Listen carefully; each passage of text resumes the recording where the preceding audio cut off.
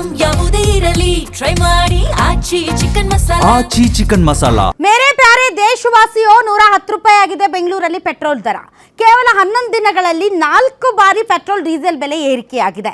ಒಂದೇ ಹಂತದಲ್ಲಿ ಮಾಡಿಲ್ಲ, ಯಾಕೆಂದ್ರೆ ಒಂದೇ ಹಂತದಲ್ಲಿ ಮಾಡಿಬಿಟ್ರೆ ಅಯ್ಯೋ 7.5 ರೂಪಾಯಿ ಅಂತ ಎದೆ ಧಡಕ್ಕಂದು ಎಲ್ಲಿ ಎಲ್ಲರೂ ನೆಗೆದು ಬಿದ್ದು ಹೋಗ್ತಾರೋ ಅಂತ ಹಂತವಾಗಿ ಶಾಕ್ ಮೇಲೆ ಶಾಕ್ ಕೊಡ್ತಾ ಇದ್ದಾರೆ. 110 ರೂಪಾಯಿಗೆ ನಿಲ್ಲುತ್ತಾ ಪೆಟ್ರೋಲ್ ಬೆಲೆ? ನೋ ಚಾನ್ಸ್, ಇನ್ನೂ ಕೂಡ ಜಾಸ್ತಿ ಆಗುವಂತಹ ಸಾಧ್ಯತೆ ಇದೆ. ನೋಡಿ, ಯುದ್ಧ ಆರಂಭ ಆಗಿದೆ. ಯುದ್ಧದಲ್ಲಿ ಇಡೀ ಪ್ರಪಂಚ ನಲಗಿದೆ. ಆ ದೇಶದಲ್ಲಿ ಇಷ್ಟು ಜಾಸ್ತಿ ಆಗಿದೆ, ಈ ದೇಶದಲ್ಲಿ ಇಷ್ಟು ಜಾಸ್ತಿ ಆಗಿದೆ, ಪಾಕಿಸ್ತಾನದಲ್ಲಿ ಹಂಗಾಗಿದೆ, ಥೈಲ್ಯಾಂಡಲ್ಲಿ ಹಿಂಗಾಗಿದೆ ಅಂತ ಭಾಷಣ ಹೊಡಿತಾ ಇದ್ದಂತಹ ಭಾಷಣ ವೀರರಾದಂತಹ BJP ಅವರು ಎಲ್ಲ ಚೆನ್ನಾಗಿದೆ, ದೇಶ ಸುಭದ್ರವಾಗಿದೆ, ಭಂಡಾರ ತೈಲ ಭಂಡಾರ ಇದೆ, ಹೀಗಾಗಿ ಸ್ವಲ್ಪ ಮಿತವ್ಯಯ ಮಾಡಿ, ಯಾವುದೇ ರೇಟ್ ಹೈಕ್ ಮಾಡಲ್ಲ ಅಂತ ವೆಸ್ಟ್ ಬೆಂಗಾಲಲ್ಲಿ ಭಾಷಣ ಬಿಗಿದಿದ್ರು. ಆದರೆ ಎಲೆಕ್ಷನ್ ರಿಸಲ್ಟ್ ಬಂದಿದ್ದೇ ತಡ. 1 ಸರಿ ಅಲ್ಲ, 2 ಸರಿ ಅಲ್ಲ, 3 ಸರಿ ಅಲ್ಲ, ಕೇವಲ 10 ದಿನದಲ್ಲಿ 4 ಸಲ ಜಾಸ್ತಿ ಆಗಿದೆ ಪೆಟ್ರೋಲ್ ಬೆಲೆ.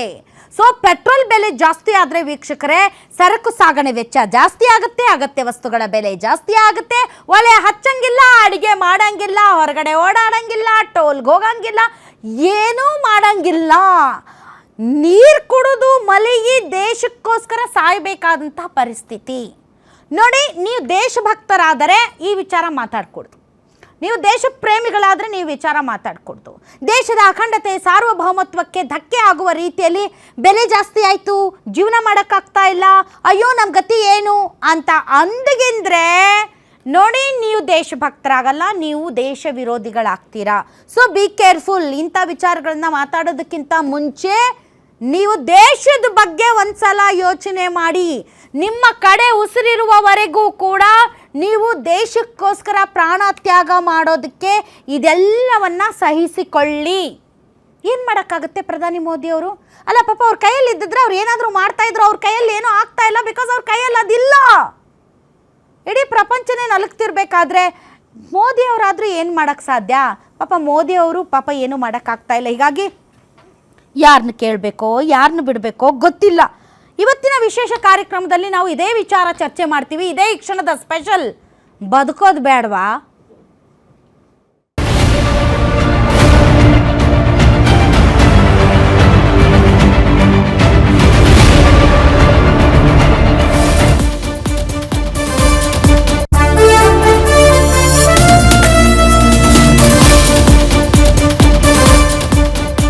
ದೇಶವಾಸಿಗಳೇ, ಇನ್ಮುಂದೆ ಪೆಟ್ರೋಲ್ ಹಾಕ್ಸಂಗಿಲ್ಲ, ಗಾಡಿ ಓಡಿಸಂಗಿಲ್ಲ. 10 ದಿನದಲ್ಲಿ ಪೆಟ್ರೋಲ್ ಡೀಸೆಲ್ ಬೆಲೆ 4 ಸಲ ಜಾಸ್ತಿ ಆಯಿತು. ರೇಟ್ ಹೈಕ್ನಿಂದ ಜನಸಾಮಾನ್ಯರ ಬದುಕು ಬರ್ಬಾದಾಗ್ತಾ ಇದೆ. ಆದ್ರೆ ದುರಂತ ಯಾರು ಕೇಳಿಸ್ಕೊಳ್ಳೋರಿಲ್ಲ. ರಾಜಕೀಯ ಮಾತಾಡನ್ರಿ, ಒಬ್ರು ಬೆನ್ನ ಇನ್ನೊಬ್ರು ಚೆನ್ನಾಗಿ ಕೆರಿತಾರೆ, ಪರಪರ ರಕ್ತ ಬರೋ ಥರ. ಬೆಂಗಳೂರಲ್ಲಿ 110 ರೂಪಾಯಿ ಗಡಿ ದಾಟಿದೆ ಪೆಟ್ರೋಲ್ ಬೆಲೆ. ಇಷ್ಟೇ ಅಲ್ಲ, ಇನ್ನು ಮುಂದೆ ಕಾದಿದೆ ಮಾರಿ ಹಬ್ಬ. 5ನೇ ಬಾರಿ ಬೆಲೆ ಏರಿಕೆಗೆ ಶುರುವಾಗಿದೆ count down. Next auto, coffee, ತಿಂಡಿ ತಿನಿಸು ಎಲ್ಲ ಏರಿಕೆ ಪಕ್ಕ. ತರಕಾರಿ, ಹಾಲು, ಹಣ್ಣು, ಅಗತ್ಯ ವಸ್ತುಗಳು ಎಲ್ಲ ದುಬಾರಿ ಆಗುತ್ತೆ. ನಿಮ್ಮ ಜೇಬಕ್ಕೆ ಕತ್ರಿ ಹಾಕೋದಂತೂ ಗ್ಯಾರಂಟಿ. ಕೊಳಕು ರಾಜಕೀಯ, BJP ಕಾಂಗ್ರೆಸ್ ಟೀಕೆ ಟಿಪ್ಪಣಿ ಕೇಳ್ತಾ ಇದ್ರೆ ಇಂಥವ್ರನ್ನ ಪಡೆದಿರೋದಕ್ಕೆ ನಾವು ಯಾವ ಸಮುದ್ರದಲ್ಲಿ ಹೋಗಿ ಬಿದ್ದು ಸತ್ರು ಕೂಡ ನಮ್ಮ ಪಾಪ ಅಂತೂ ಕಳೆಯಲ್ಲ. ಯಾಕಂದ್ರೆ ಇಂಥವ್ರನ್ನ ಆಯ್ಕೆ ಮಾಡಿ ಕಳಿಸಿದೀವಲ್ಲ.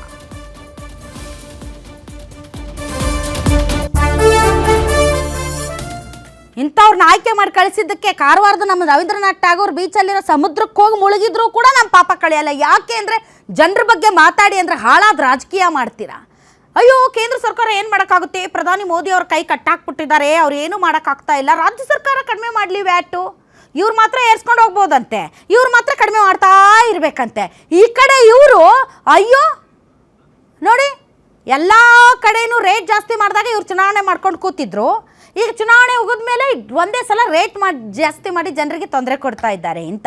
ಇವ್ರು ಯಾರು ಒಳ್ಳೆಯವರಲ್ಲ ವೀಕ್ಷಕರೇ. ನಾವು ಇವ್ರಿಗೆ ಓಟ್ ಹಾಕಿರೋದು ನಮ್ಮನ್ನು ಉದ್ಧಾರ ಮಾಡಲಿ, ನಮ್ಮ ಕಷ್ಟ ಕಾಲದಲ್ಲಿ ನಮ್ಮ ಕೈ ಹಿಡೀಲಿ ಅಂತ. ಕಷ್ಟ ಕಾಲದಲ್ಲಿ ಇವ್ರು ಕೈ ಹಿಡಿಯಲ್ಲ, ಇನ್ನೊಂದಿಷ್ಟು ಚಪ್ಪಡಿ ಕಲ್ಲು ಹಾಕ್ತಾರೆ ನಮ್ಮ ತಲೆ ಮೇಲೆ. ಬದುಕೋರು ಬದುಕ್ರಿ, ಸಾಯೋರು ಸಾಯಿರಿ. ಶ್ರೀಮಂತರು ಯಾರಿದ್ದಾರೆ ಅವ್ರು ಬದುಕುವಂಥ ಹಕ್ಕು ಅವ್ರಿಗಿದೆ. ಶ್ರೀಮಂತರಲ್ಲದಿರುವವರು, ಬಡ ವರ್ಗದವರು, ಮಧ್ಯಮ ವರ್ಗದವರು, ಕೆಳ ಮಧ್ಯಮ ವರ್ಗದವರು ನಮಗೆ ಸಾಯೋದು ಬಿಟ್ಟು ಬೇರೆ ಅವಕಾಶನೇ ಇಲ್ಲ. ಯಾಕಂದರೆ ನಮ್ಮ ಗೋಳ್ ಕೇಳೋರಿಲ್ಲ. ಇದು ದುರಂತ, ಇದು ಭಾರತ ದೇಶದ ದುರಂತ. ಯಾರೂ ಕೂಡ ನಮ್ಮ ಮಾತನ್ನು ಕೇಳಿಸಿಕೊಳ್ಳೋದಿಲ್ಲ, ಯಾರೂ ಅದಕ್ಕೆ ಉತ್ತರ ಕೊಡೋದಿಲ್ಲ. ಯಾಕೆ ಅಂತಂದರೆ ಯಾರಿಗೂ ಮಾತನಾಡುವ ನೈತಿಕತೆ ಇಲ್ಲ. ಹಾಗಾದರೆ ವೀಕ್ಷಕರೇ, ಇದರಲ್ಲಿ ಯಾರ್ಯಾರು ಏನೇನು ಮಾತಾಡಿದ್ದಾರೆ ರಾಜಕೀಯ ನಾಯಕರು, ಅಬಾಬಾಬಾ ಅವ್ರ ಭಾಷಣ ಕೇಳಬೇಕು ನೀವು. ಇಂಥವ್ರನ್ನ ಆಯ್ಕೆ ಮಾಡಿದ್ದೀವಲ್ಲ, ಹೊಡ್ಕೋಬೇಕು ನಾವು. ನೋಡಿ, ಎಷ್ಟಿತ್ತು ಇವತ್ತು ಎಷ್ಟಾಗಿದೆ ಅಂತಕ್ಕಂಥದ್ದು. ಕ್ರೂಡ್ ಆಯಿಲ್ ಬೆಲೆ ಕಡಿಮೆ ಆಗಿದೆ. ಈಗ ಕ್ರೂಡ್ ಆಯಿಲ್ ಬೆಲೆ ಕಡಿಮೆ ಆಗಿದೆ. ಕ್ರೂಡ್ ಆಯಿಲ್ ಬೆಲೆ ಕಡಿಮೆ ಆದರೂ ಕೂಡ ಪೆಟ್ರೋಲ್ ಬೆಲೆ ಹೆಚ್ಚಾಗ್ತಾ ಇದೆ. ನರೇಂದ್ರ ಮೋದಿಯವರು ಇವತ್ತು ದೇಶವನ್ನ ಲೂಟಿ ಹೊಡಿತಾ ಇದ್ದಾರೆ, ಸಾಮಾನ್ಯ ಜನರನ್ನ ಲೂಟಿ ಹೊಡಿತಾ ಇದ್ದಾರೆ, ದರೋಡೆ ಮಾಡ್ತಾರೆ. ಇವತ್ತು ಇಂಥ ಒಂದು ದೊಡ್ಡ ಹೈಕ್ ಅನ್ನ ನಮ್ಮ ಕ್ರೂಡ್ ಆಯಿಲ್ ಕಡಿಮೆ ಆದ್ರೂ ಕೂಡ ಸರ್ಕಾರ ತಂದಿರುವಂತ ತಾಮ್ಯತ ನಮ್ಮ ಹತ್ರ ಕಲೆಕ್ಟ್ ಮಾಡಿರೋದು ದಿನಕ್ಕೆ 1 ಲಕ್ಷ ಕೋಟಿ ರೂಪಾಯಿ.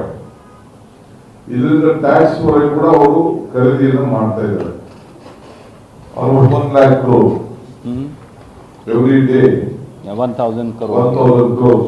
1,000 crore every day. 1,000 crores every day. The price of crude oil has gone down today at $98.6 per barrel. But they are pickpocketing. BJP is pickpocketing the pockets of the common man by raising the price of petrol and diesel by 2 rupees 71 paisa a litre again. We have an explosive. ಇವರಿಗೆ ನಾಚಿಕೆ ಆಗಬೇಕು. ಸಿದ್ದರಾಮಯ್ಯನಿಗೆ ಜ್ಞಾನ ಇದ್ದಿದ್ರೆ, ನಾನು ಅದೇನೋ ಪಂಡಿತ ಅಂತಾರಲ್ಲ, ಆರ್ಥಿಕ ತಜ್ಞ ಅಂತ, ಜ್ಞಾನ ಇದ್ದಿದ್ರೆ ವ್ಯಾಟ್ ಜಾಸ್ತಿ ಮಾಡಿರೋದು ಸಿದ್ದರಾಮಯ್ಯನ ಸರ್ಕಾರನೇ. ಈ ವ್ಯಾಟ್ ಅನ್ನ ಕಡಿಮೆ ಮಾಡಿದ್ರೆ ಈಗ ಆಟೋಮೆಟಿಕಲ್ಲಿ ಬೇರೆ ರಾಜ್ಯದಲ್ಲಿ, ದೆಹಲಿಯಲ್ಲಿ ಎಷ್ಟಿದೆ ಅಷ್ಟಕ್ಕೆ ಬಂದ್ಬಿಡುತ್ತೆ ನ್ಯಾಚುರಲಿ. ವ್ಯಾಟ್ ಕಡಿಮೆ ಮಾಡಿದ್ರೆ, ವ್ಯಾಟ್ ಕಡಿಮೆ ಮಾಡೋದು ಯಾರ ಕೈಯಲ್ಲಿರೋದು? ರಾಜ್ಯ ಸರ್ಕಾರದ ಕೈಯಲ್ಲಿರೋದು. ಅದನ್ನ ಕಡಿಮೆ ಮಾಡದೆ ಕೇಂದ್ರ ಸರ್ಕಾರದ ಮೇಲೆ ಗೂಬೆ ಕೂರಿಸುವಂತ ಕೆಲಸವನ್ನ ಮಾಡ್ತಾ ಇದ್ದಾರೆ. ಈ ಬೆಲೆ ಏರಿಕೆಯಿಂದ ಕೇಂದ್ರ ಸರ್ಕಾರಕ್ಕೆ ಯಾವುದೇ ಆದಾಯ ಬರಲ್ಲ, ಬರ್ತಾ ಇರೋದು ರಾಜ್ಯ ಸರ್ಕಾರಕ್ಕೆ. ಸುಮಾರು ವರ್ಷಕ್ಕೆ 6,000 ಕೋಟಿ ಅಧಿಕವಾಗಿ ಬರ್ತೈತೆ. ಈಗ ಅಧಿಕವಾಗಿ ಈ ಬಂದಂತ ಹಣವನ್ನ ಗ್ಯಾರಂಟಿಗೆ ಯೂಸ್ ಮಾಡಬೇಕು ಅನ್ನೋ ಕುತಂತ್ರ ಮಾಡಿ, ಆ ಕುತಂತ್ರದಿಂದ ಅವರು ಸೈಲೆಂಟ್ ಆಗಿದ್ದಾರೆ. ವ್ಯಾಟ್ ಕಡಿಮೆ ಮಾಡೋಕ್ಕೆ ಇವ್ರಿಗೆ ತಾಕತ್ತಿಲ್ವಾ? ಕಡಿಮೆ ಮಾಡಿದ್ರೆ ಇವ್ರಿಗೆ ಪ್ರಾಬ್ಲಮ್ ಏನು? ನಾವು ಕೂಲಿ ಕೆಲಸ ಮಾಡೋರು ಈ ಥರ ಮಾಡ್ತಾ ಇದ್ದಾರೆ. ಹೆಂಗೆ ಜೀವನ ಮಾಡೋದು? ನಾವು ಗಾರೆ ಕೆಲಸ ಮಾಡ್ತಾ ಇರೋದು.